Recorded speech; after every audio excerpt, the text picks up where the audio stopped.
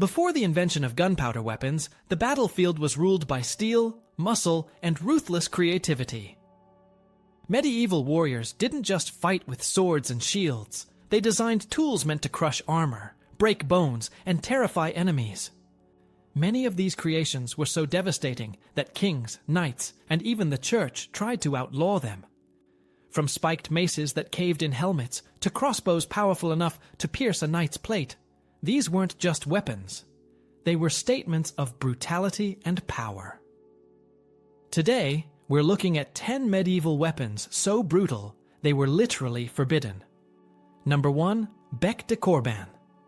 The Bec de Corbin is a late medieval pole weapon built for one job that armor made urgent. It had a stout wooden shaft, a compact hammer block, a short top spike, and a heavy rear beak shaped like a raven's bill. The beak is the point of the design. It concentrates force into a small area and bites into places where plate meets plate. When an opponent wore mail under a padded gambeson and steel over it, a sword might skid. The beak grabbed, tore, and deformed the metal until the joint failed. Surviving examples and period descriptions show heads that are smaller than a halberd and more focused than a broad poleaxe. The hammer face on the opposite side could be blunt rather than pronged, which kept weight near the hand and let the user redirect quickly after a miss. Length varied by region and role, but museum pieces and inventories suggest around man-height shafts that a foot soldier could work in tight lines or in a single duel. You do not swing it like a lumberjack. You step in, fix the beak on a visor rim, clavicle, elbow cup, or cuisse gap, then drive through with hips and body weight. If the target recoils, you snap back and thrust with the top spike or punch with the hammer face. That basic rhythm shows up across poleaxe material from the 15th century. French manuals describe thrusts to openings, binds against the haft, and trips that hook the lower legs after a high feint. In armored foot combat, fighters often choke up on the haft to control the head in close quarters, then slide to full reach to finish. The beak also changes how you break shields and doors. A flat axe spreads energy along a plank. The beak rips hinges and pulls boards toward you. Against cavalry, it becomes a hook. You let the rider pass the point of danger, catch a stirrup strap or the back of the cuisse, pull hard, and use the forward step to dump the man off the saddle. Infantry who drilled together could lock a front rank of beaks and spikes to form a jagged wall that punished any push into their line. The weapon sits in a messy family of names that modern writers struggle to sort. Contemporary French sources often call many heads la hache, or simply the axe. German records collapse types under hammer or mordax. The Swiss pattern we now call the Lucerne hammer tends to have a four-pronged face and a longer top spike, while the French Bec de Corbin keeps a stouter beak and a shorter dag on top. In practice, the overlap is real. Armorers built for clients and for local tastes, and the same garrison might store several hybrids. Training sources and criminal statutes explain why the weapon gained a harsh reputation. Manuals for the lists emphasize targeting gaps and dragging an opponent down, which produces ugly injuries even when both men wear full harness. Urban laws in England and across the Low Countries tried to limit the public carry of war gear in markets and churches. Civic guards could bear arms on watch, but common townsmen walking with spiked pole arms risked trouble.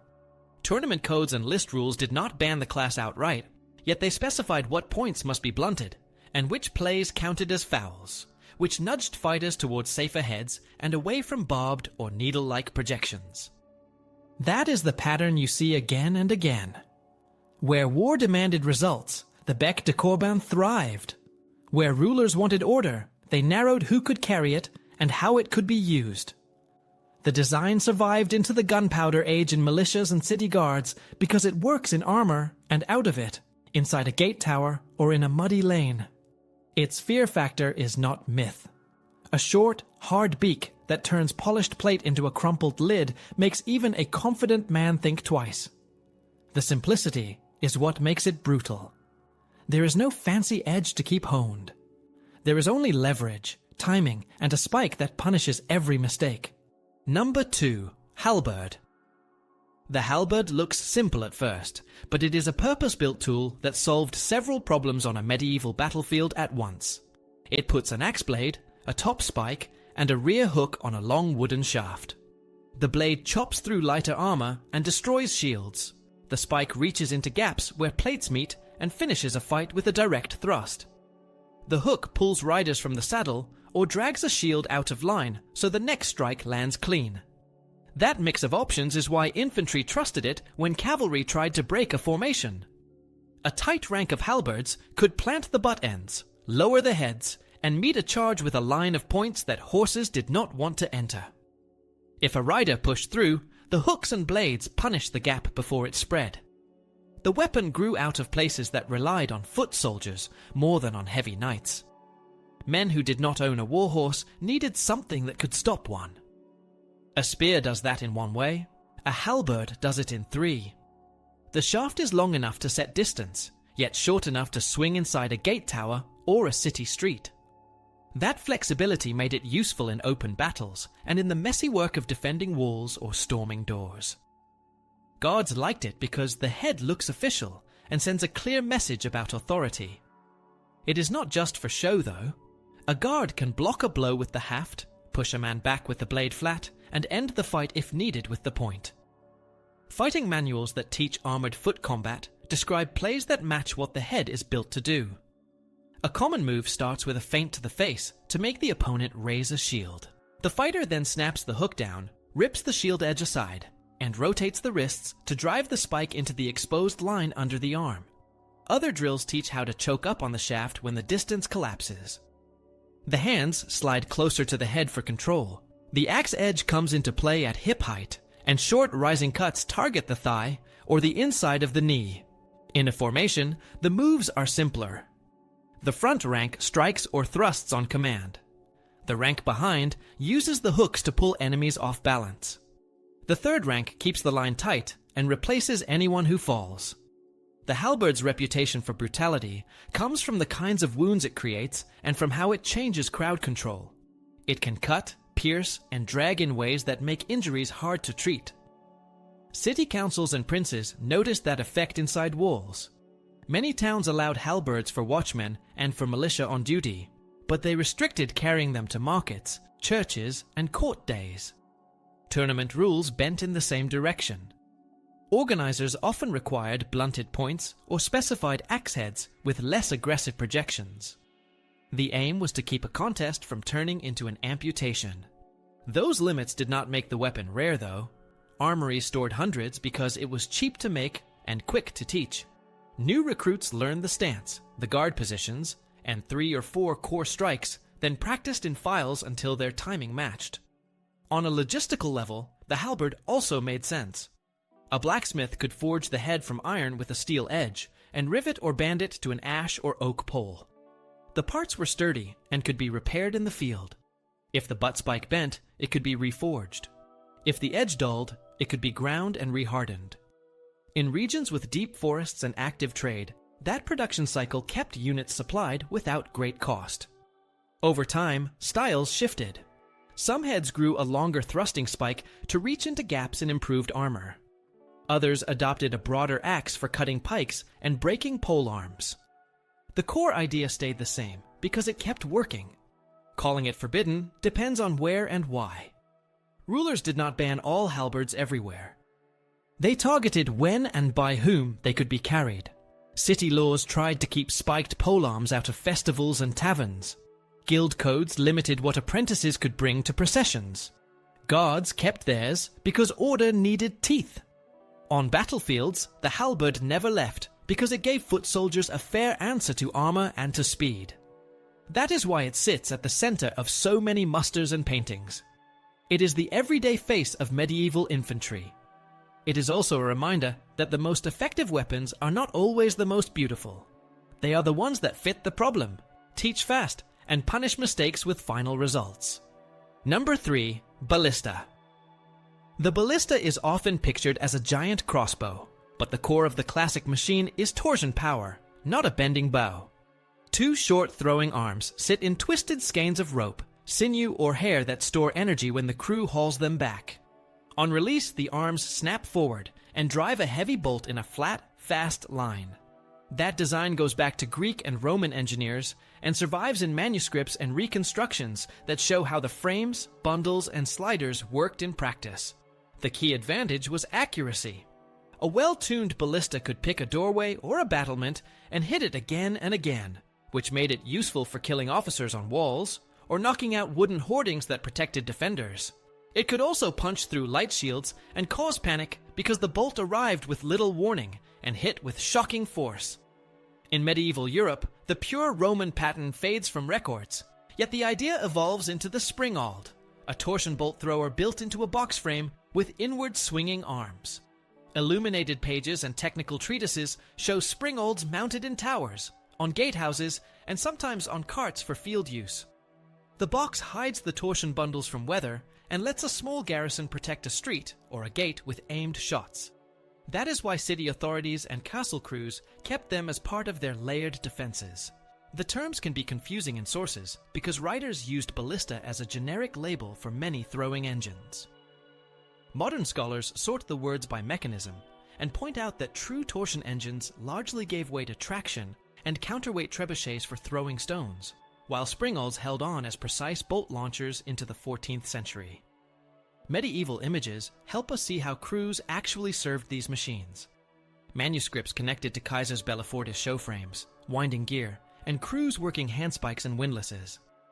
You can read them as engineering snapshots from people who had seen the devices in use. Museums and archives now digitize those folios, so you can zoom in on the binding bands around the skeins, the rail that guides the bolt, and the iron collars that keep the arms centered. That visual record pairs well with modern experiments that build working replicas. Test shots confirm the flat trajectory, the quick reload cycle with a trained team, and the need for careful maintenance of the torsion bundles as humidity and wear change the release.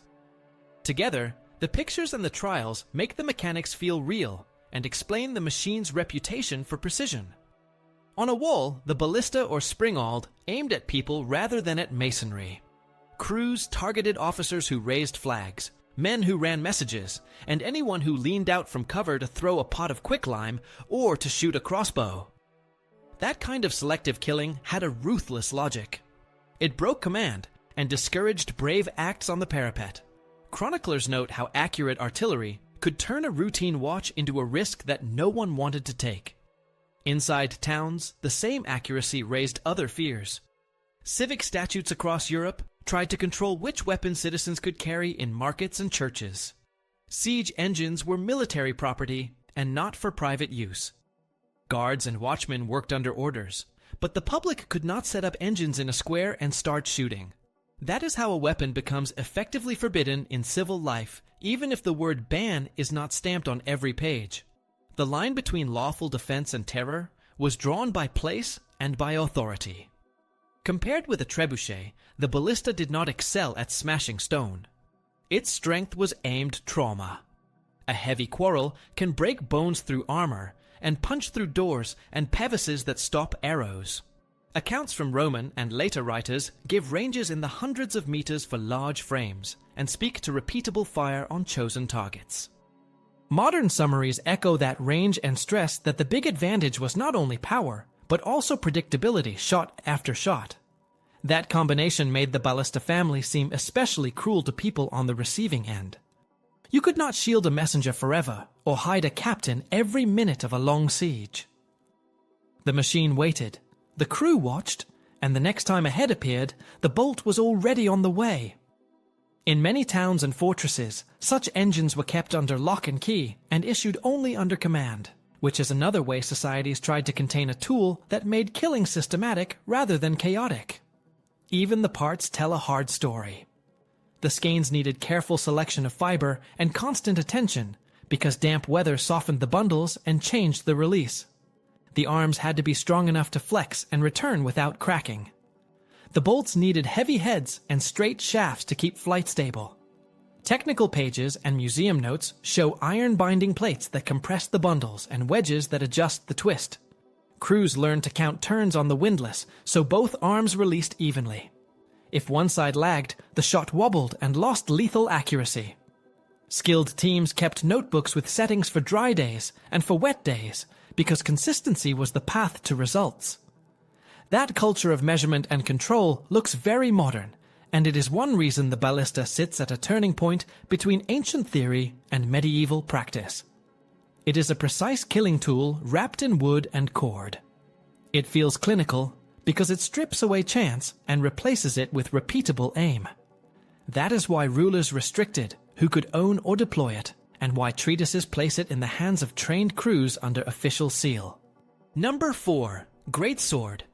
The greatsword looks oversized at first, but it was built for control more than for show. Think of a two-handed blade about as tall as the user. Most working examples weigh much less than people expect. Many sit in the 2 to 3 kilogram range, which means a trained fighter could move one with speed and precision. The long grip gives real leverage. You can shift your hands to steer the point into small openings or to generate a strong cut when the target presents a gap. That is why fencing masters wrote about it with respect and taught clear methods rather than flashy tricks. The family name covers several regional types. In German lands, you meet the Zweihänder in the hands of Landsknecht mercenaries. In Iberia, you see the montante used by town guards and bodyguards. In Italy, the spadone fills the same niche, and later riders in Scotland use claymore for a different but related longsword. The details change from place to place, yet the idea stays constant. A long blade extends reach and lets an expert manage space. That matters in narrow streets, at a gate, or while escorting a banner where a few fighters need to control a crowd. The technique is not about windmilling. Manuals describe measured steps, a steady guard, and quick transitions. You work from a high or side guard to threaten the line of the face and chest. If the opponent closes, you slide one hand up toward the middle of the blade. That half-sword grip turns the weapon into a guided spear. You steer the point between plates, under an arm, or through the neck opening of a mail coif. If the bind grows heavy, you can reverse and strike with the cross or pommel, in a move often called the murder strike. It sounds theatrical, but it is simply physics. The long hilt becomes a short hammer when the range collapses. On the battlefield, the greatsword had a few specific jobs. One was to police the edges of pike formations. A confident fighter could step to the flank and knock aside pikeheads to open a lane for his file. Another was to protect standards and officers when a crush formed. The length let the guard keep bodies at a distance and punish any hand that reached in. Sources also mention cutting at pike shafts, yet that was no magic trick. You needed timing, a sharp edge, and a target already under stress.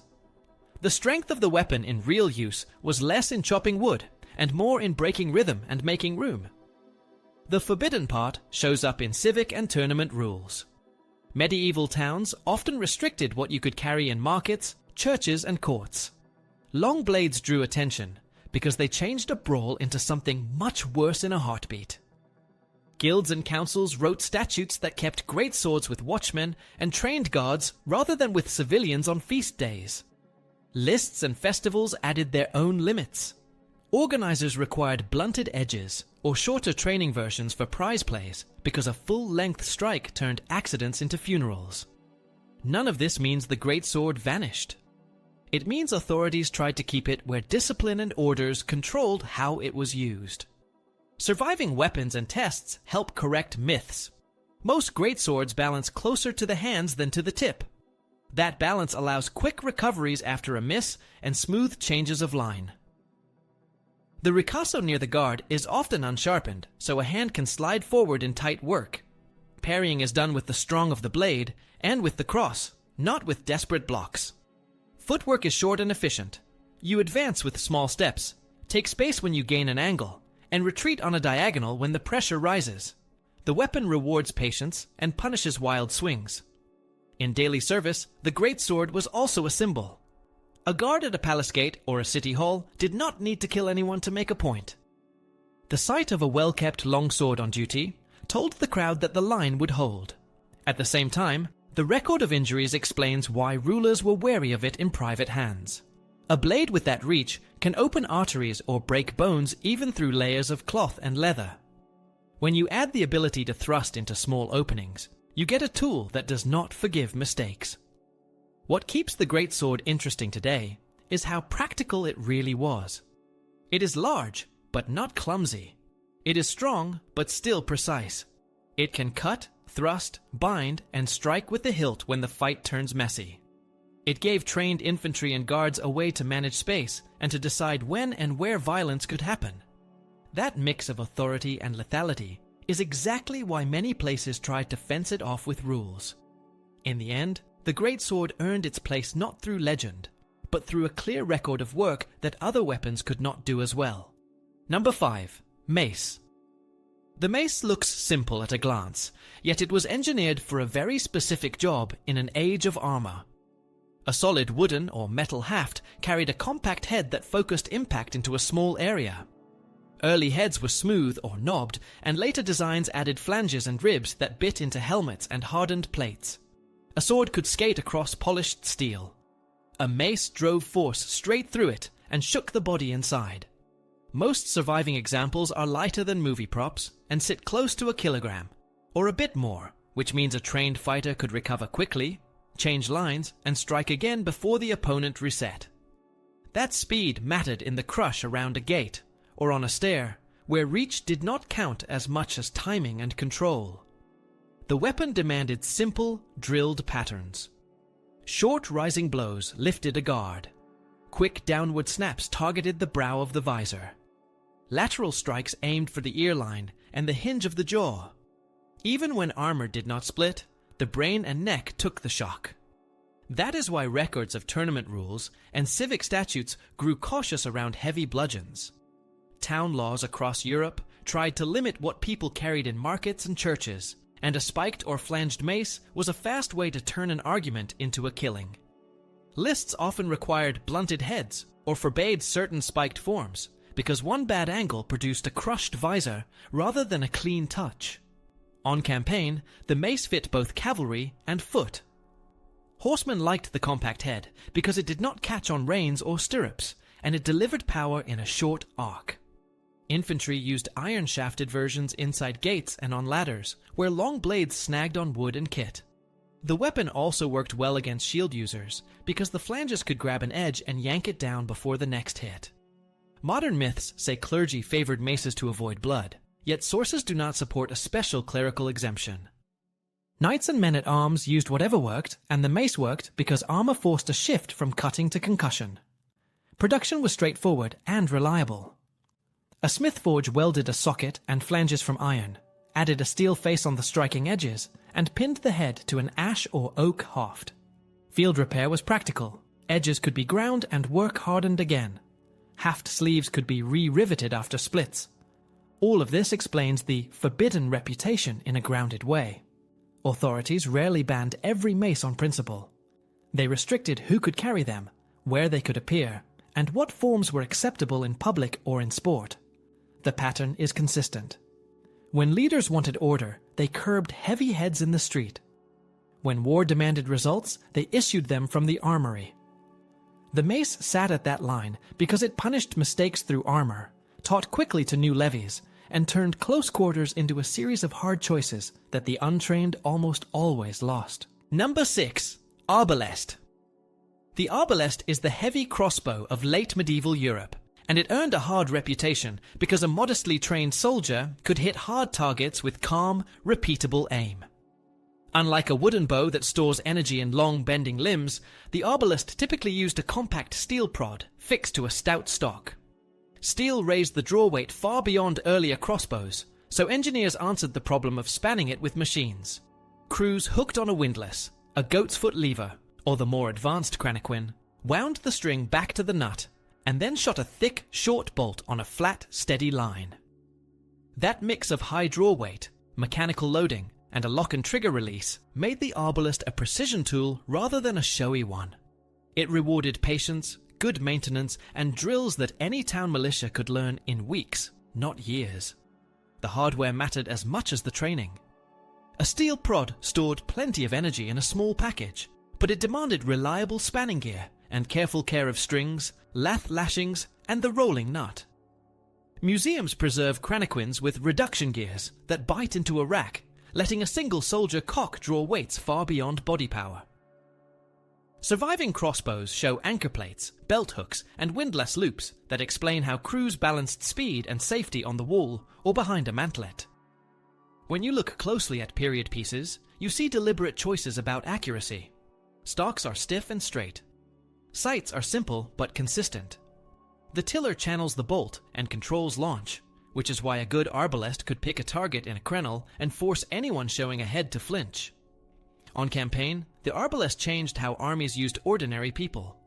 A peasant with a few weeks of practice could keep a steady rate of aimed fire from cover, while a longbow demanded years of training from childhood. That shift upset elites who built their status on expensive armor and skill at arms.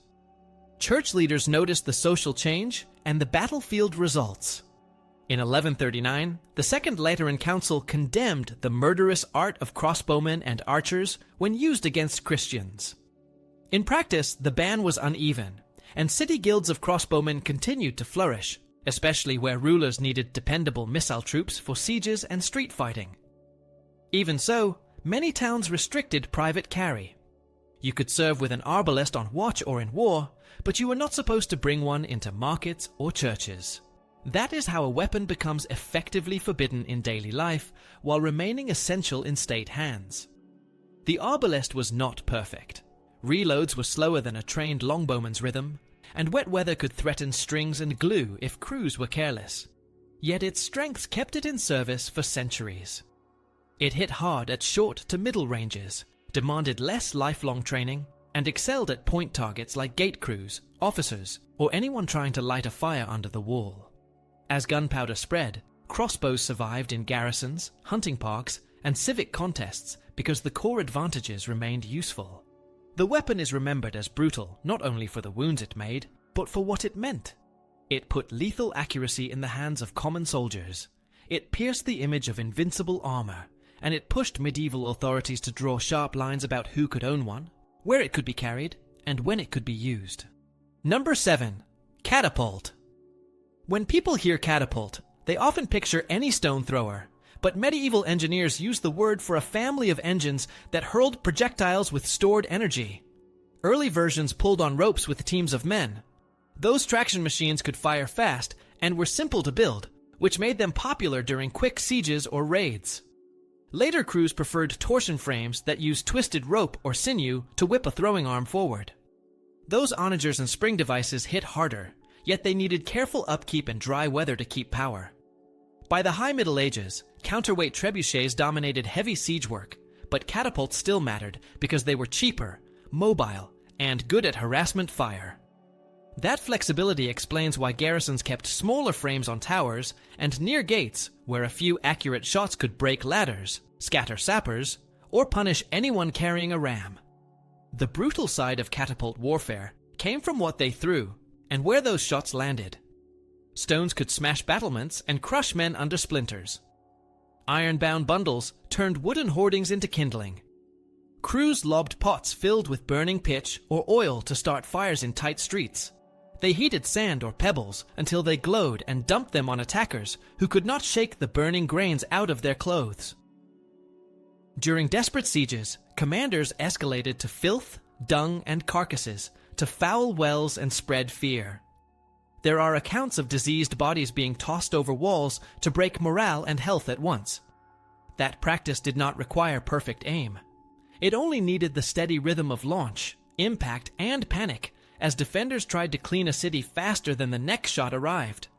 Even without exotic payloads, the psychological pressure was real. Every creak of the frame warned that another rock was coming, and no one could predict which roof or chapel would take the hit next. Rules struggled to keep up with that reality. Town statutes treated engines as military stores and kept them under lock. Citizens were not supposed to mount private throwers in markets or near churches because a single misaimed stone could turn a crowd into casualties.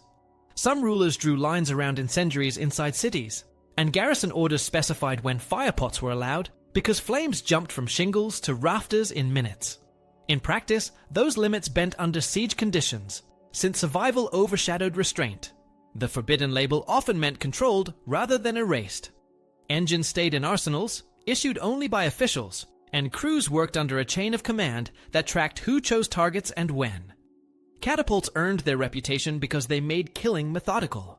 They brought measured violence to streets and courtyards, and they did it from a safe distance. That mix of cheap construction, simple training, and grim reliability kept them in service long after grand counterweight machines took the spotlight. Number 8. Fire Lance. The Fire Lance sits at the moment when flame and projectile first came together in handheld combat, and it began in China during the Song era as a bamboo tube of gunpowder lashed to a spear. Crews lit a slow match, the charge flashed, and a brief jet of fire blasted toward the target with bits of metal or pottery carried in the burst. Range was short, often a few paces, but shock value was huge because a jet of flame and shrapnel breaks nerve even when armor holds. As recipes improved and saltpeter content rose, makers packed pellets into the tube and turned a moment of flame into a close-range spray that worked like a tiny one-shot shotgun. By the mid-13th century, many tubes shifted from bamboo to metal, which let them take stronger charges and pushed the design toward true hand cannon. Sources place the first clear battlefield use in the 1130s during the Songjin Wars, where fire lances helped break assaults at the siege of Daean.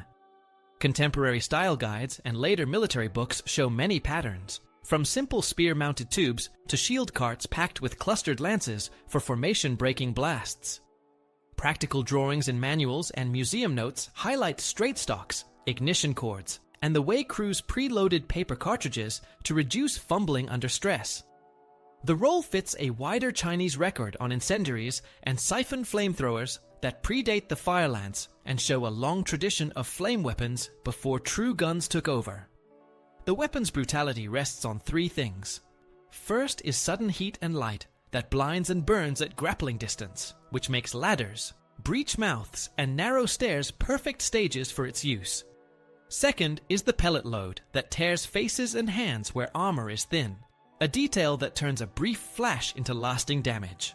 Third is the social shock of seeing common troops wield a device that ignores knightly skill and goes straight for fear and flesh. City rulers and garrisons kept control by restricting engines and pyrotechnics to arsenals, and by licensing guild gunners, which is how a weapon becomes functionally forbidden in civilian life, even if the word ban is not written on every page. In church and court rhetoric, the fire lance joined crossbows as examples of cruel or unchivalric tools, while military adopters focused on what worked in sieges and street fighting. The technology also explains its limits. Reloads were slow and weather mattered, so teams staged them for the first clash, then followed with spears and axes once the line buckled. Even with those limits, the fire lance proved a bridge to everything that followed, because once a metal tube could survive a strong charge, nothing stopped makers from dropping the spear and boring a true barrel. Historians track that shift into early hand cannons and later matchlocks, yet the fire lance remains the moment when gunpowder left the workshop and stepped into a soldier's grip. Number 9. Spiked Shield. When people picture a shield, they usually think of a passive tool that only blocks hits. In the later Middle Ages, that idea often changed. Craftsmen fitted bosses with sharp points, reinforced rims with metal studs, and sometimes added a fixed spike at the center. The goal was simple. You could strike while you guarded your line. A short forward shove to the face turned a slow exchange into a sudden opening. A quick hook with the rim caught a forearm and pulled the opponent off balance. The spike then drove home with a short punch that did not need much wind-up. In cramped places like stairwells, gate passages, and narrow streets, that extra bite mattered more than pretty sword work. Not every region used the same pattern. Round shields with heavy bosses stayed common for sword and buckler play, and some urban guards carried larger roundels with a center spike. Other places kept rectangular boards for missile troops and added a ground spike to plant them in front of a shooting line. What unites these forms is the idea that the shield can be a weapon. Manuals that teach sword and buckler show constant shield strikes. The buckler closes the angle, slaps the enemy's blade aside, and then pushes into the face or chest. A spiked boss makes the same motion far more punishing.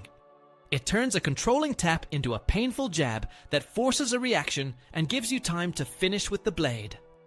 The forbidden angle comes from the way cities governed daily life. Many towns wrote rules about which arms citizens could carry in churches, markets, courts, and festivals.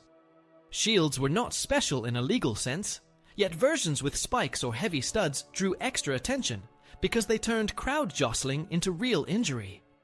Watch rolls and bylaws often allowed arms on duty for the militia, while restricting sharp headgear and spiked devices in public spaces. Tournaments and prize fights followed the same logic.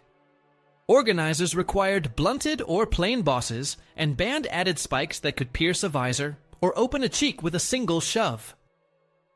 Authorities tried to keep the shocking injuries in the lists to a minimum, and a sharpened boss made that much harder. On the battlefield, the spiked shield kept proving its worth. It let a foot soldier work at arm's length with short, repeated actions that did not tangle with friends in the next rank. It punished shield users in return by snagging their edge and dragging it down.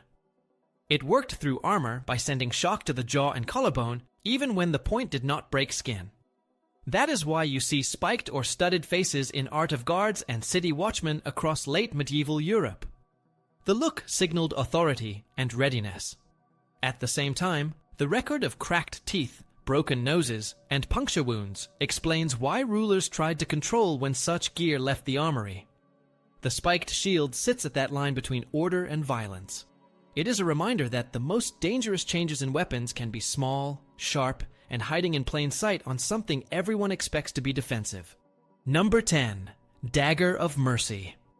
The Dagger of Mercy, or Misericord, was a narrow, stiff blade built for one task that heavy armor made inevitable. It finished a fight once a man was down and could not continue. The blade was usually long and thin, with a strong spine and a triangular or square cross-section that resisted bending. That shape let the point slide into the small places that plate could not cover. The aim was not to slash. It was to press the point into a visor gap, under the arm, into the groin, or through the mail at the base of the skull. The user held it close to the body and drove with the shoulder and hips rather than with a wide swing. In armored combat, that made sense because space was tight and visibility was poor. A quick thrust in the right place ended the danger and stopped the struggle before it turned into a wrestling match on steel. People hear the word mercy and imagine a gentle act, yet the context was hard and practical. A knight who was clearly finished could be spared for ransom, but a frantic man with a broken limb could still pull someone down in the crush. The Misericord answered that risk with certainty. It also worked after a melee, when the field had to be cleared and the wounded treated.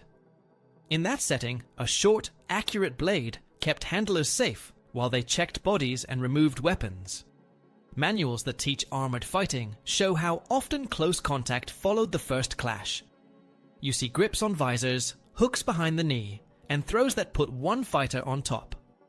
The same pages show the transition from half-sword to dagger when the larger weapon no longer made sense. The logic is simple. Once you control the other person, a stiff point is the tool that can end things through a gap that bigger weapons cannot reach. The Dagger of Mercy overlapped with the rondel dagger that appeared on many belts in the late Middle Ages. The rondel had round guards and a hand-filling grip. The Misericord could look plainer, but the jobs often blurred. Both were built to thrust through soft spots in armor and through the layers worn under it. That purpose shaped how towns and courts tried to control them. Civic rules across Europe drew lines around hidden blades in markets and churches. Festivals and court days often banned long knives and pointed daggers because they turned a shove into a killing. Tournaments followed the same instinct.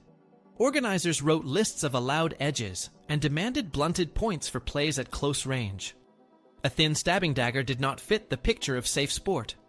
It belonged to the battlefield and to the work that came after the charge.